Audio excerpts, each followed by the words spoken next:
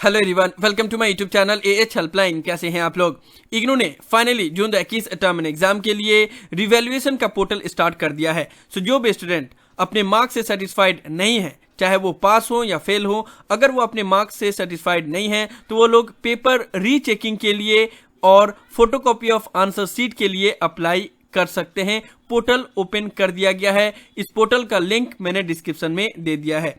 इस वीडियो में हम लोग डिटेल में बात करेंगे कि कैसे अप्लाई किया जाता है रिवैल्यूएशन के लिए और फोटोकॉपी ऑफ आंसर शीट के लिए, और अप्लाई करने के टाइम पे कौन कौन सी बातों का ध्यान रखना पड़ता है। आप लोग वीडियो को ध्यान से और कंप्लीट जरूर देख लीजिएगा। वीडियो पसंद आए तो वीडियो को लाइक करना बिल्कुल मत भूलिएगा, और इग्नू के रिलेटेड हर एक ट्रस्टेड और ऑथेंटिक इन्फॉर्मेशन पाने के लिए मेक श्योर आप लोग पहली फुर्सत में चैनल को जरूर सब्सक्राइब कर ले। और रिवैल्यूएशन करने के टाइम पे किसी भी तरह के डाउट के लिए आप लोग मुझे कभी भी कॉल करके अपना डाउट क्लियर कर सकते हो। ज्यादा इन्फॉर्मेशन के लिए कैसे कॉल करना है ऊपर कार्ड में दिया वीडियो का लिंक चेक करें, उससे आपको समझ में आ जाएगा। Revaluation and photocopy of answer sheet के लिए अप्लाई करने से पहले आप लोग को यह पता होना चाहिए कि revaluation and photocopy of answer sheet का रूल्स एंड रेगुलेशन क्या है। जो भी पुराने स्टूडेंट है जिनको इसके बारे में पता है वो चाहे तो वीडियो को स्किप कर सकते हैं, लेकिन जो भी न्यू स्टूडेंट है जिनको नहीं पता है वो वीडियो को ध्यान से देख लीजिएगा। तो पहले हम लोग रूल्स एंड रेगुलेशन के बारे में बात कर लेते हैं, उसके बाद से बात करेंगे कि किस तरीके से अप्लाई करेंगे। सबसे पहले फीस रिवैल्यूएशन यानी कि रीचेकिंग। रिवैल्यूएशन और रीचेकिंग दोनों सेम ही है। कुछ स्टूडेंट कमेंट बॉक्स में पूछ रहे थे कि रिवैल्यूएशन और रीचेकिंग में क्या डिफरेंस है, तो दोनों सेम है, बस वर्डिंग अलग अलग है। ठीक है, फीस 750 रुपये लगता है रीचेकिंग के लिए, और अगर आप फोटोकॉपी ऑफ आंसर शीट मंगाते हो तो उसके लिए 100 रुपीज चार्ज लगता है। रिवैल्यूएशन में आपका जो आंसर शीट है उसको दोबारा से फिर से रीचेकिंग किया जाता है, फिर से चेक किया जाता है। बहुत से स्टूडेंट को ये भी लगता है कि सिर्फ मार्क्स को कैलकुलेट कर देते होंगे दोबारा, लेकिन ऐसा नहीं है। आपका आंसर शीट को दोबारा फिर से चेकिंग किया जाता है। एक और अच्छी बात यह है कि जब आप रिवैल्यूएशन के लिए अप्लाई करते हो तो पहले जिस टीचर ने चेक किया होता है आपका पेपर, वो दोबारा चेक नहीं करता है। जब रिवैल्यूएशन के लिए अप्लाई करते हो तो किसी और टीचर के पास भेजा जाता है पेपर को फिर से रीचेक करने के लिए। तो ये एक फायदा है कि जब रिवैल्यूएशन के लिए आप अप्लाई करोगे तो दूसरा टीचर चेक करता है, जो पहले जिसने चेक किया था वो फिर नहीं चेक करते। ठीक है, ये चीज समझ में आ गया। उसके बाद से फोटोकॉपी ऑफ आंसर शीट, इसका मतलब ये हुआ कि जो आपने एग्जाम दिया है, जिसका रिजल्ट ऑलरेडी डिक्लेयर हो गया है, उसका फोटोकॉपी ऑफ आंसर शीट आपके ईमेल आईडी पे भेज दिया जाता है। ठीक है, इस तरीके से ये कुछ स्टूडेंट ने मुझे भेजा था। नॉर्मली हर एक सेशन में बहुत सारे स्टूडेंट भेजते हैं ताकि मैं भी देख पाता हूँ कि एक्चुअली में किसका गलती था। आई मीन स्टूडेंट का गलती था, स्टूडेंट ने सही से आंसर राइटिंग नहीं किया था, या फिर टीचर ने सही से चेकिंग ही नहीं किया था। तो मैक्सिमम केस में मैं यही देखता हूं कि टीचर ने कोई पेन का दाग ही नहीं लगाया था, कुछ चेकिंग ही नहीं किया था, बस रैंडमली नंबर बैठा दिया गया था। और उस तरीके से मैंने बहुत सारे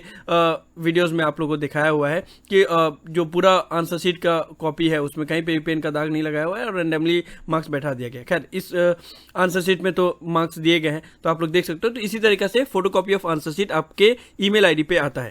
सो ये फोटोकॉपी ऑफ आंसर शीट आप लोग ने जो एग्जाम दिया है, जिसका रिजल्ट डिक्लेयर हुआ है, बस उसी का आपको जेरॉक्स कॉपी, स्कैन कॉपी आपको भेज दिया जाता है। अगर हार्ड कॉपी आएगा तो जेरॉक्स कॉपी आएगा, और अगर इस तरीके से आएगा तो ओरिजिनली आपको स्कैन करके आपको भेज दिया जाता है, ताकि आपको पता चले कि किस तरीके से आपका पेपर चेकिंग हुआ है। एक और इंपॉर्टेंट बात कि रीचेकिंग सिर्फ टर्म एंड थ्योरी के पेपर में ही अलाउ किया जाता है। बाकी अदर चीज जैसे project, dissertation, practical, lab courses, assignment, इन सब का रीचेकिंग नहीं होता है। अगर आप अपने असाइनमेंट के मार्क्स से सेटिस्फाइड नहीं है तो उसको रीचेकिंग नहीं कर सकते। जो मार्क्स आ गया उसी को ही कंसीडर किया जाता है। उसके बाद से इंपॉर्टेंट चीज ये है कि जो भी OMR सीट पे एग्जाम कंडक्ट करवाए गए हैं, जो भी MCQ बेस में एग्जाम कंडक्ट करवाए गए हैं, उसके लिए आप रीचेकिंग अप्लाई नहीं कर सकते। जो भी एग्जाम इस बार कंडक्ट करवाए गए हैं जैसे PCO 01, BSHF 101, FST 01, ये सभी पेपर के लिए आप रीचेकिंग का अप्लाई नहीं कर सकते। ये चीज आप लोग याद रख लो। प्लस रिवैल्यूएशन में बहुत से स्टूडेंट का डाउट रहता है कि अगर मान लो मैंने रीचेकिंग करवाया और मार्क्स घट गए तो फिर क्या होगा। तो देखो, रिवैल्यूएशन का सबसे अच्छा बात यही है कि better of the two marks calculate होता है। अगर आपके मार्क्स बढ़ गए तभी वो कैलकुलेट होते हैं, अगर मार्क्स घट गए तो पहले वाला ही काउंट होता है। सपोज आपने 50 मार्क्स का एग्जाम दिया, उसमें 40 मार्क्स आया पहले, और रिवैल्यूएशन के लिए आपने अप्लाई किया और मार्क्स घट के 30 हो गया, तो आपका 40 मार्क्स ही कैलकुलेट होगा। अगर 40 से 45 हो गया, 41 भी हो गया, तभी वो मार्क्स कैलकुलेट होगा। बात समझ में आया। एक और चीज कि अगर कोई भी स्टूडेंट पहले रिवैल्यूएशन के लिए अप्लाई कर देता है, उसके बाद से फोटोकॉपी ऑफ आंसर शीट के लिए अप्लाई करता है, तो फिर उसको कंसीडर नहीं किया जाता है, क्योंकि एक बार अगर पेपर रीचेकिंग के प्रोसेस में चला जाता है तो फिर उसका फोटोकॉपी नहीं मिलता है। इसीलिए अगर आपको सिर्फ फोटोकॉपी ऑफ आंसर शीट के लिए अप्लाई करना है तो आप फोटोकॉपी ऑफ आंसर शीट के लिए अप्लाई कर सकते हो, लेकिन अगर आपको दोनों अप्लाई करना है, फोटोकॉपी और रिवैल्यूएशन दोनों, तो पहले फोटोकॉपी ऑफ आंसर शीट के लिए अप्लाई करो, उसके बाद रिवैल्यूएशन के लिए अप्लाई करो, या फिर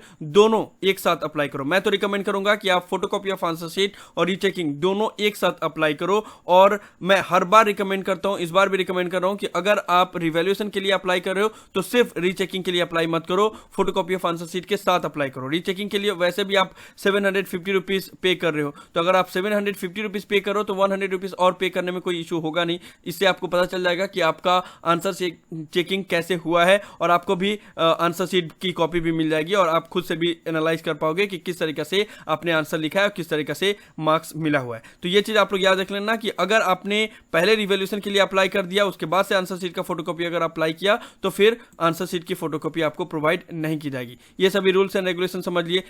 अब revaluation and photocopy of answer sheet के लिए कैसे अप्लाई करते हैं उसके बारे में बात कर लेते हैं। तो पहले आप लोग इस पोर्टल पे आओगे, यहाँ पे डिक्लेरेशन के ऊपर क्लिक करोगे, उसके बाद से नीचे आई एग्री एंड प्रोसीड के ऊपर क्लिक करोगे, उसके बाद से जून 2021 टर्म एंड एग्जाम स्टूडेंट इसके ऊपर क्लिक करोगे। इस पेज पे आ जाओगे, यहाँ पे अपना इनरोलमेंट नंबर पुट करोगे, प्रोग्राम कोड सेलेक्ट करोगे, उसके बाद से लॉगिन के ऊपर क्लिक करोगे। जैसे आप लोग लॉगिन के ऊपर क्लिक करोगे तो कुछ इस तरीके से इंटरफेस आप लोग के स्क्रीन के ऊपर नजर आएगा, जहाँ पे आपका सारा डिटेल लिखा रहेगा, आपका इनरोलमेंट नंबर, आपका प्रोग्राम कोड, आपका एड्रेस। यहाँ पे आपको ईमेल एड्रेस ध्यान से पुट करना है, और यहाँ पे वही ईमेल एड्रेस पुट करना है जहां पे आप अपना आंसर शीट का फोटोकॉपी मंगवाना चाहते हो। सपोज आपने जब एडमिशन लेने के टाइम पे कोई और ईमेल एड्रेस दिया था, और अभी आप लोग कोई और ईमेल पे अपना आंसर शीट का फोटोकॉपी मंगवाना चाहते हो, तो यहाँ पे वही ईमेल एड्रेस डालोगे।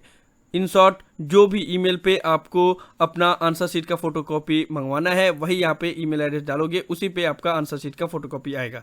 यहाँ पे एग्जाम सेंटर का कोड जो दिया गया है उसको ध्यान से फिलअप करना, क्योंकि मैंने पहले भी आप लोग को बताया है कि जब भी आप लोग का पेपर चेकिंग होने के लिए जाता है इवैल्यूएशन सेंटर, तो वो एग्जाम सेंटर कोड के हिसाब से रखा जाता है। तो अगर आप एग्जाम सेंटर का कोड सही से फिलअप नहीं करोगे तो आपका आंसर शीट ढूंढने में काफी मुश्किल होगा, इसलिए आपको फोटोकॉपी ऑफ आंसर शीट मिलने में टाइम लग सकता है। इसलिए आप अपना एग्जाम सेंटर कोड सही से ढूंढ लेना। और एग्जाम सेंटर कोड कहां से मिलेगा? आपका हॉल टिकट से, ठीक है। हॉल टिकट पे एग्जाम सेंटर कोड दिया हुआ है, और हॉल टिकट का जो पोर्टल है जून 2021 टर्म एंड एग्जाम के लिए वो अभी भी एक्टिव है, ठीक है। तो वहां से आप लोग अपना हॉल टिकट को फिर से दोबारा एक मरतबा डाउनलोड कर सकते हो। ये देखो, ये पोर्टल अभी भी ओपन है, यहाँ से आपको आपका एग्जाम सेंटर पता चल जाएगा अगर आप अपना एग्जाम सेंटर भूल गए होगे तो, ठीक है। सो आपने अपना सारा डिटेल फिलअप कर दिया, email address, mobile number, exam centre code. उसके बाद से आप लोग पेज को नीचे करोगे, यहाँ पे जो भी पेपर का रिजल्ट आपका ऑलरेडी डिक्लेयर हो गया है वो यहाँ पे शो करेगा। उसके बाद से आपसे पूछा जाएगा कि आप कौन से पेपर के लिए अप्लाई करना चाहते हो, चाहे फोटोकॉपी ऑफ आंसर शीट हो या रिवैल्यूएशन हो, कौन से पेपर के लिए अप्लाई करना चाहते हो, तो उसको यहाँ पे सिलेक्ट करोगे। इनका क्योंकि अभी तक AHE 01 और FST 01 दो ही पेपर का रिजल्ट डिक्लेयर किया गया है, और FST 01 क्योंकि OMR सीट पे कंडक्ट करवाया गया था, इसलिए उसका फोटोकॉपी ऑफ आंसर शीट या रीचेकिंग के लिए अप्लाई नहीं कर सकते, इसलिए यहाँ पे सिर्फ AHE 01 ही शो कर रहा है, ठीक है। तो जैसे आप लोग सब्जेक्ट सिलेक्ट करोगे उसके बाद से पूछा जाएगा कि आप किस चीज के लिए अप्लाई करना चाहते हैं, फोटोकॉपी ऑफ आंसर शीट के लिए, रिवैल्यूएशन के लिए, या फिर दोनों के लिए। तो मैं रिकमेंड करूंगा कि आप लोग दोनों के लिए ही अप्लाई करना, revaluation and photocopy of answer sheet both. अगर आप सिर्फ रिवैल्यूएशन के लिए अप्लाई करना चाहते हो तो आप दोनों के लिए अप्लाई करना, अगर आप सिर्फ फोटोकॉपी ऑफ आंसर शीट के लिए अप्लाई करना चाहते हो तो वो भी कर सकते हो। अगर आपको ये लगता है कि चलो मार्क्स मेरे ठीक ठाक आए हैं लेकिन जस्ट मुझे देखना है कि मेरा पेपर चेकिंग हुआ कैसे, तो आप सिर्फ फोटोकॉपी ऑफ आंसर शीट के लिए अप्लाई कर सकते हो। लेकिन अगर रिवैल्यूएशन के लिए अप्लाई करोगे तो दोनों अप्लाई करना। सो जैसे यहाँ पे आप अपना ऑप्शन सिलेक्ट करोगे उसके बाद यहाँ पे फी अमाउंट भी बता देगा कि कितना आपको फी पेमेंट करना है, और लास्ट डेट कितना है अप्लाई करने के लिए वो भी बता दिया जाएगा। तो ये ऑटोमेटिकली इस पोर्टल में सेट किया हुआ रहता है कि रिवैल्यूएशन के लिए अगर आप अप्लाई करना चाहते हो तो एग्जाम का जिस दिन रिजल्ट डिक्लेयर हुआ है उससे विद इन 1 मंथ के अंदर आप अप्लाई कर सकते हो, और अगर आप फोटोकॉपी ऑफ आंसर शीट के लिए अप्लाई करना चाहते हो तो उसके लिए 45 डेज टाइम दिया जाता है। तो जैसे मैं यहाँ पे photocopy of answer sheet select करता हूँ तो देखो यहाँ पे 24 अक्टूबर तक लास्ट डेट शो कर है। और एक और बात मैं बता दूं कि जितने भी स्टूडेंट हैं सभी का लास्ट डेट अलग अलग होता है, और आपके जितने भी पेपर हैं उनका भी लास्ट डेट अलग अलग होता है। सब कुछ डिपेंड करता है कि किस दिन आपका रिजल्ट डिक्लेयर हुआ। जैसे इनका ये पेपर 9 सितंबर को अगर डिक्लेयर हुआ है तो उस हिसाब से कैलकुलेट किया गया। उसके अलावा मान लो कुछ दिन बाद इनका कुछ और पेपर भी डिक्लेयर हो, ठीक है, और उसका डेट मान लो 25 सितंबर हो, ठीक है, तो 25 सितंबर से 1 मंथ काउंट होगा। So revaluation and photocopy of answer answer sheet के लिए आप एक से ज़्यादा बार भी अप्लाई कर सकते हो। ये पेपर के लिए आपने आज अप्लाई कर दिया,